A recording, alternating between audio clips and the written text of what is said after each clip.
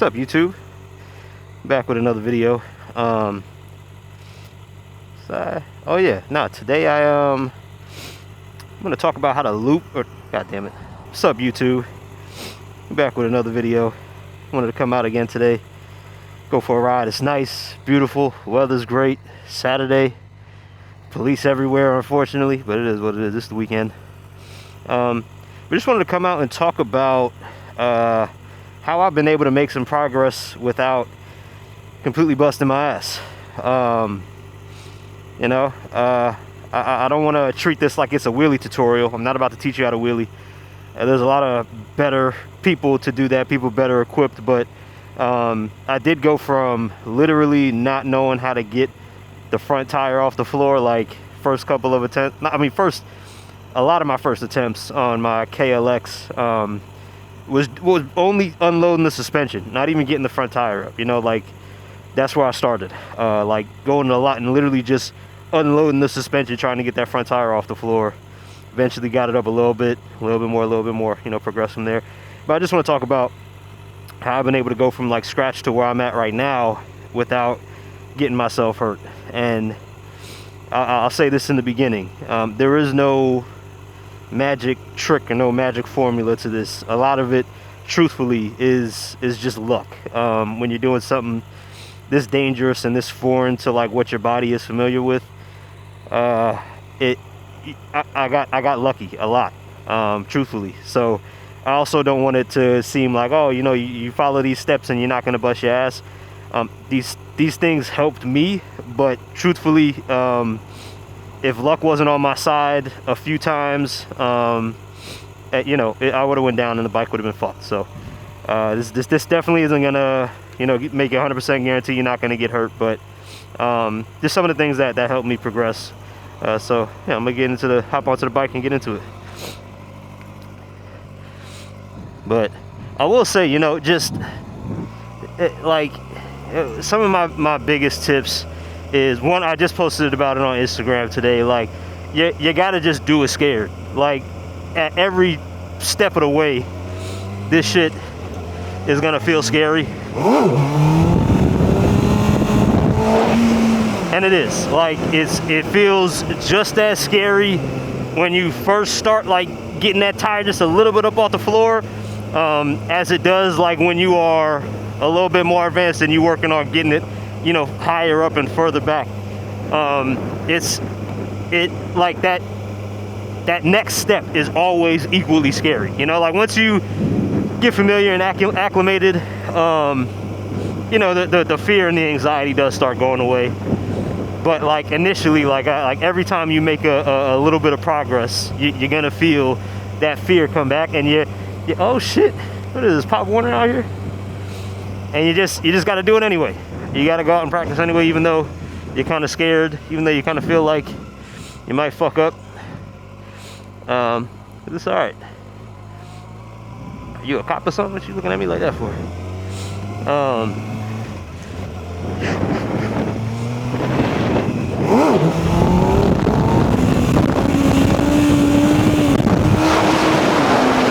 was sloppy, but it is what it is. Yeah, that's my number one tip, man. You gotta do it scared. And that's really like the toughest part. You freak yourself out and you're like, is it really worth it? I mean, I don't know. That's a question you gotta answer for yourself. I couldn't tell you yes or no, to be honest. Ain't no money in this shit. I'm not getting no extra views because I can wheelie now. So you gotta figure out for yourself if that's really something you want to risk to learn how to do. But if it is, then yeah, man, you just gotta do it scared. You gotta do it scared. The other thing I would say too, like one of my like more basic, just kind of like general tips, is that like consistency beats intensity with this stuff, especially. I mean, these are kind of like general life tips, but for me at least, like I know it was much more helpful to go out and just get like 15-20 minutes of practice in like each night when I was really like grinding, trying to learn the basics. Like at least, like I told myself, like it don't matter, even if it's just 15-20 minutes, like go out there, get some reps in every night. And I wouldn't do it every night, but like at one point, like I was going out like 5, 6, 7 times a week, like late at night, taking that KLX out to a parking lot and just putting in work.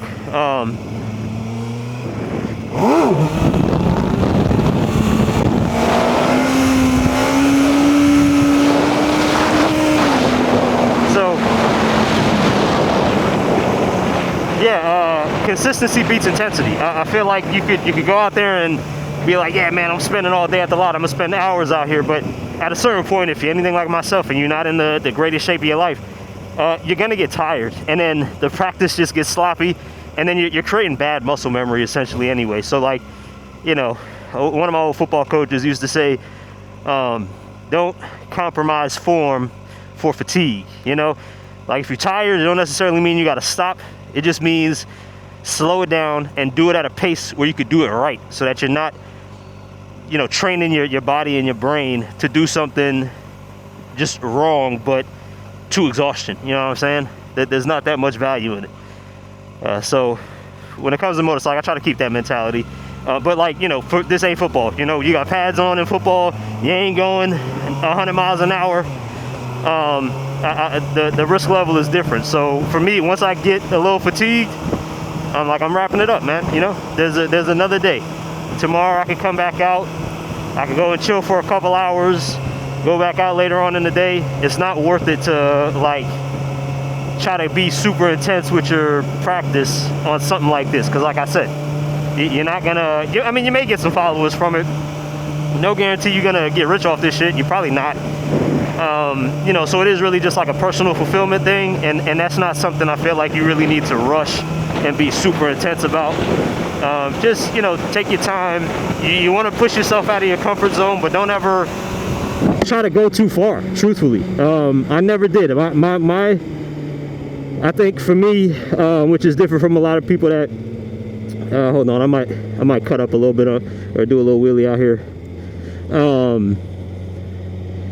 Which is different from a lot of people that like learned on Groms and stuff and smaller bikes. Like I feel like the advice on those kind of machines a lot of times is to just like, you need to be shooting for balance point, like, you know, trying to shoot for balance point, shoot for foot brake, all that stuff.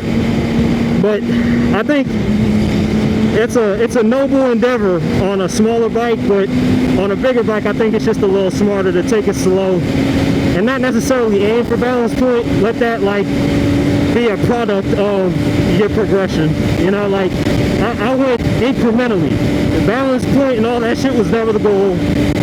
It was just to get a little bit better, and if I didn't get a little bit better, a little bit higher in my wheelies, it was to get a little bit more comfortable where I was with my wheelie on any given day of practice. So even if I went out and I didn't feel like I didn't make any progress in terms of like height or distance where I was going, or like how quickly I'm getting closer to balance point, as long as I felt like I was more comfortable popping the bike up at the place that I was at, like when I started the practice, then to me that was a success. I could leave happy. Like that gaining comfort at each little level that you're going up higher and higher in the wheelies, to me that made a huge difference, because it wasn't like I had to go from, you know, level 1 to trying to figure out level 10, you know, balance point instead of level 10 as balance point.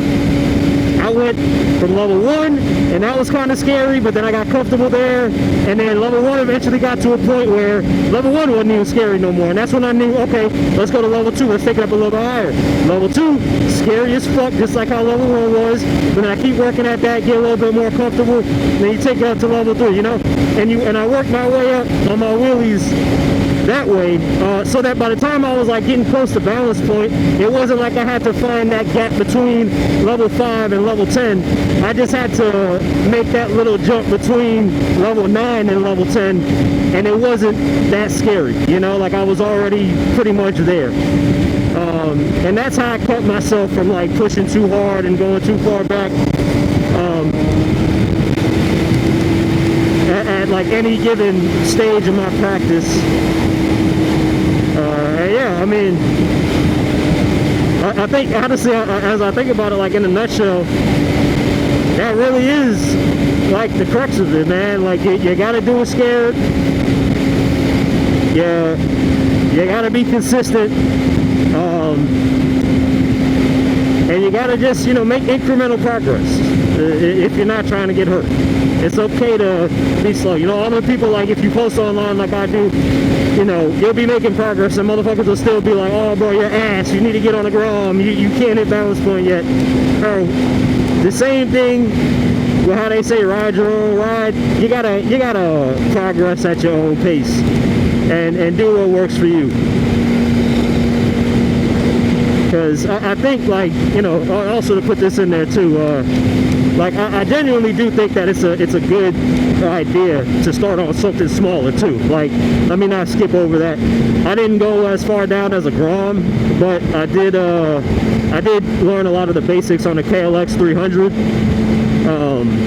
and that I think was super helpful. Because even after learning the basics on the KLX, trying to transfer over to this bike was absolutely terrifying. So for anybody that's trying to start and learn how to just like do the basics, pop the clutch, get the wheel off the ground at slow speeds on a bike like this, yeah, good luck, brother. That shit it was scary to me. It was scary to me, baby.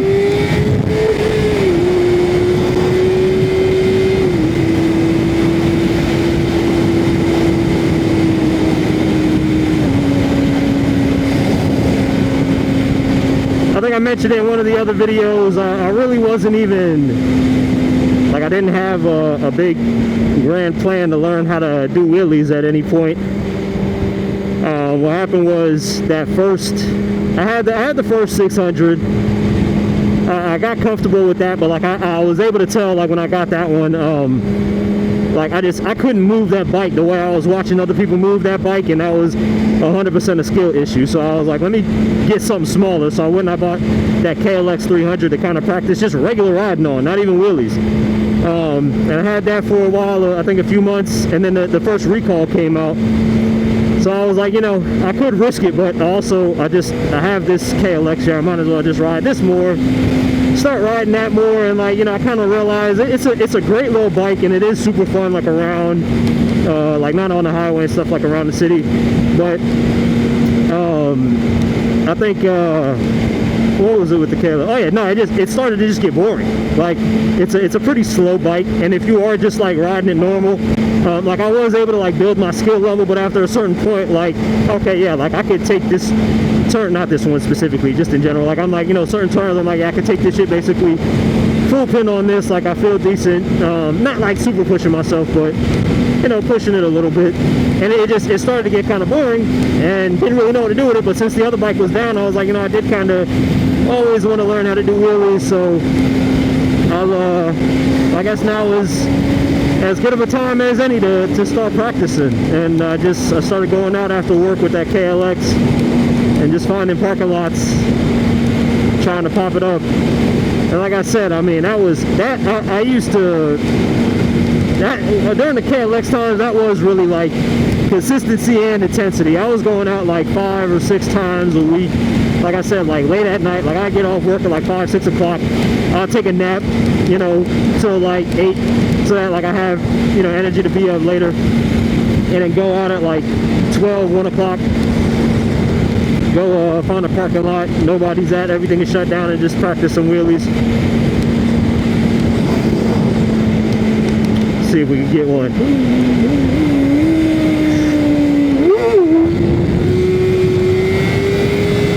See if we can get one.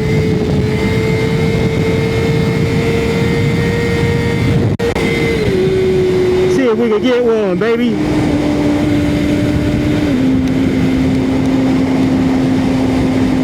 Not the greatest. I think I was still chasing. I saw myself up at like 80 something. But these are technically warm-ups.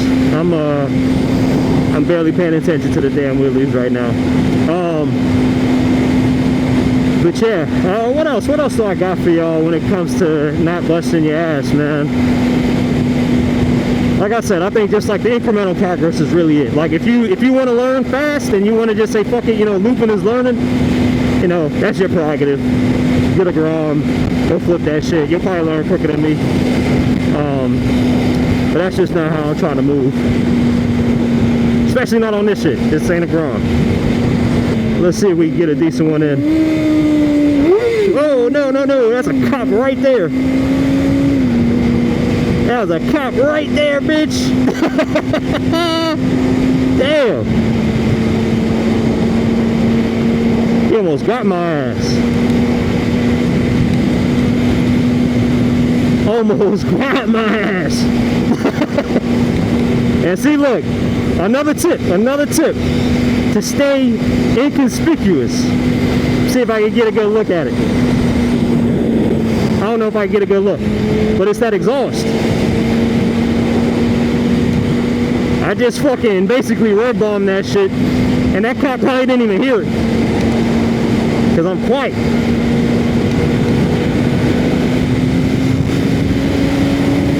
And you're probably never gonna catch me out here doing a whole lot of like high speed cutting up, I'll be honest.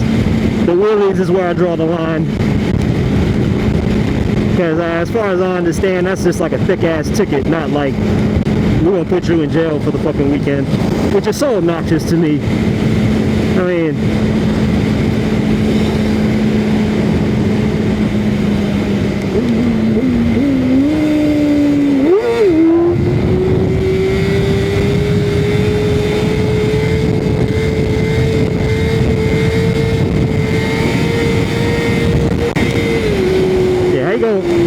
a brother up for going 100 when out here you got folks in a 60 and the pace of traffic sometimes is like 90-95 miles an hour.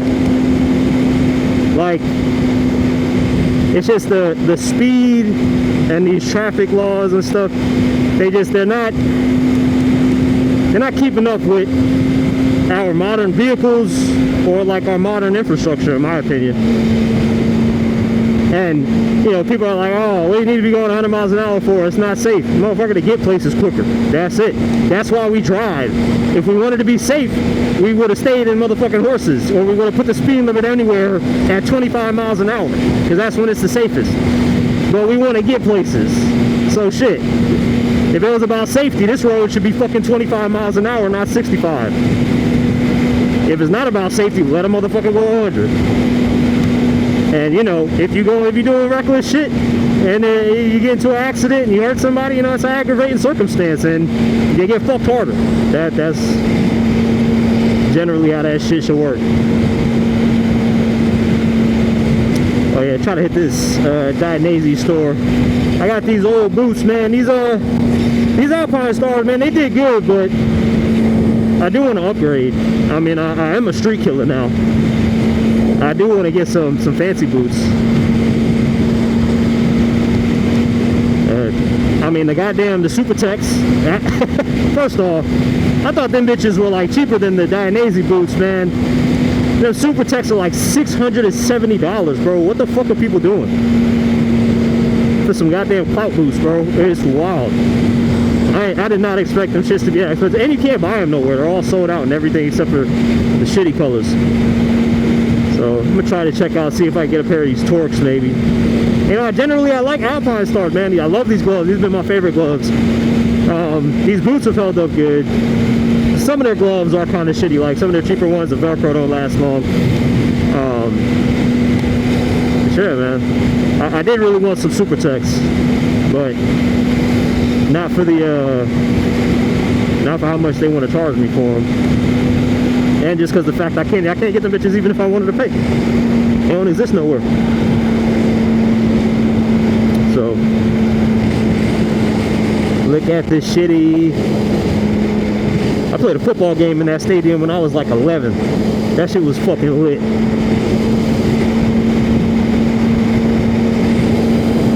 I don't even, Citrus Bowl, man. That's what it used to be called back in the day.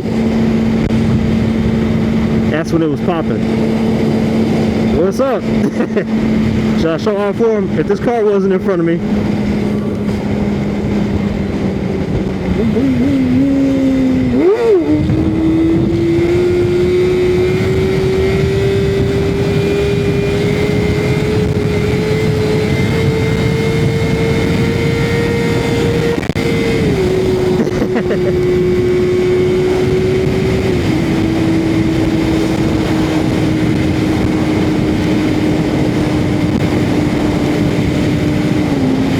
Man, for cool people. I don't really even see that too often. That's probably the first time somebody like rolled down their window and was like excited to see a motherfucker on a bike. Usually I'll be popping wheelies next to folks and they don't even fucking look over. Which, you know, I try not to have main character energy in this bitch, but like, let's be real, man. I'm the motherfucker on this highway doing some cool shit, and people ain't even paying me no attention. That's kind of fucking wild to me. But it is what it is. I get it. I get it. People ain't out here on the highway to see cool shit. They out here to get where they going.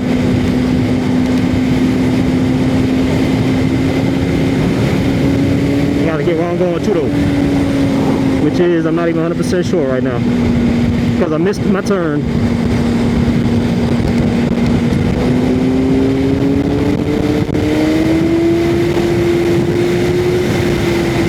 Man, they made me miss my turn. Nah, it was worth it though. Hopefully they saw it. I know the driver definitely did, but I don't know if the people in the passenger or in the back seat were looking behind. Hopefully the driver says something.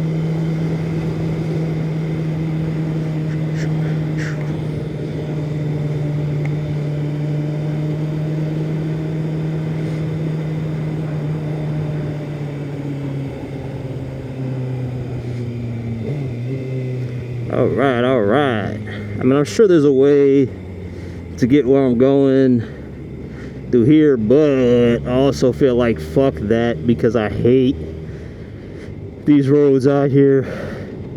Another way to say stay safe, man. You know, another tip is to really pick your spots. I feel like that's, you know, kind of basic advice, but people don't really talk about it that much, man. Like, when you start learning how to do wheelies, I know for me, it's like every open piece of land I see, it looks like a place to practice to me, you know? So, you know, you be wanting to pop it up, but you really got to refrain yourself. If you're not familiar with the road, if there's little cutouts and stuff like that that people might shoot out of, you really got to watch out. The bumps in the roads that you might not know of. So I try to stick to doing my reckless stuff, places where it's familiar. And then of course, like as you do get better, you could not pick your spots so diligently.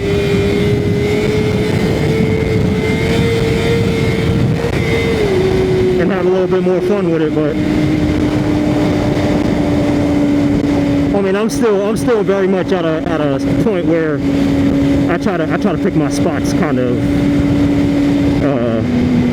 decently and not do nothing too reckless. Like, I'm still a little I pull to the right a little bit if I don't get the bike high up enough, quick enough. And so if like there's somebody right next to me to the right, or even like a little bit in front of me, a little bit behind me to the right, I'm not pulling it. I usually like to have a lot of space you know, all around me before I try some shit.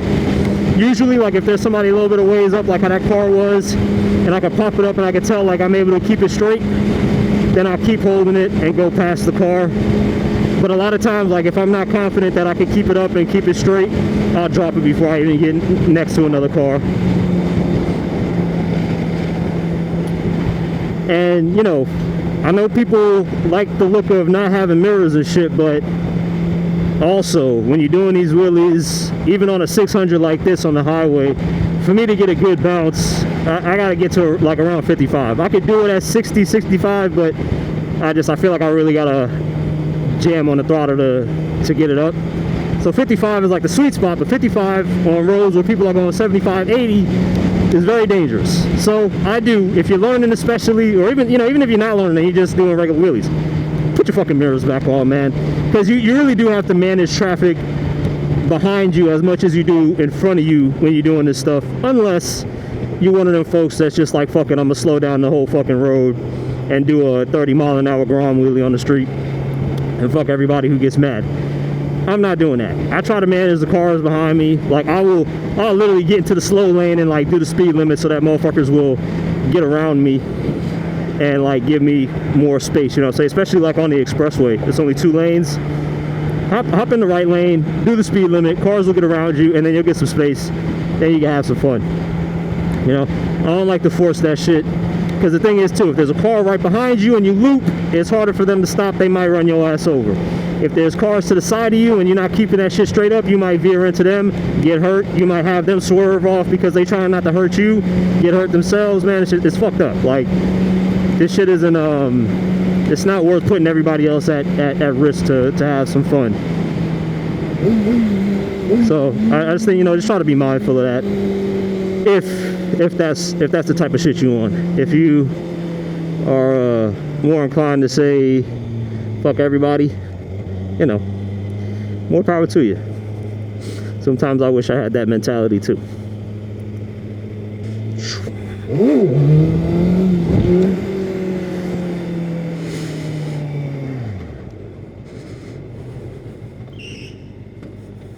I'm out here like Brian 66 in this bitch.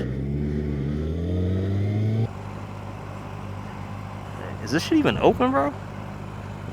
No. Haggerty, what the fuck is that?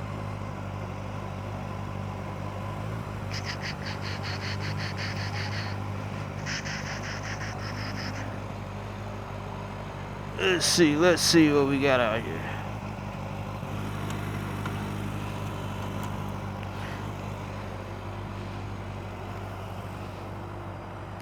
Oh.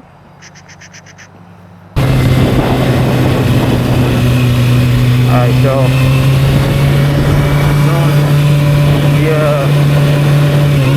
we made it out of Dionysus. I don't even know if I'm saying that shit right. I think it's Dionysus and not Dionysus, some shit. Then we got some new boots, man. We got some new boots, which is nice. They at least had some in stock, so that's too much my business. I'm a little impulsive. Sometimes I don't even really have a preference. It's like whoever could beat you to the punch. And they had some all black ones in stock, man, and now we out here, we Dionysus boys now. We in some torques. I felt fancy and rich leaving that bitch because it feels fancy and rich in that motherfucker. Ironically though, these are about damn near $200 cheaper than the damn Super Tex. So rock on the Super Tex. Thought that's what I wanted. Apparently not. Keep rumbling like that.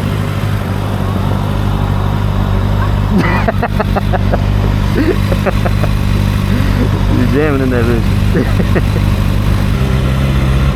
See, man, this is why it's nice to pull up to this gas station. There's folks be flexing out here. They be meeting up out here. Pretty dope.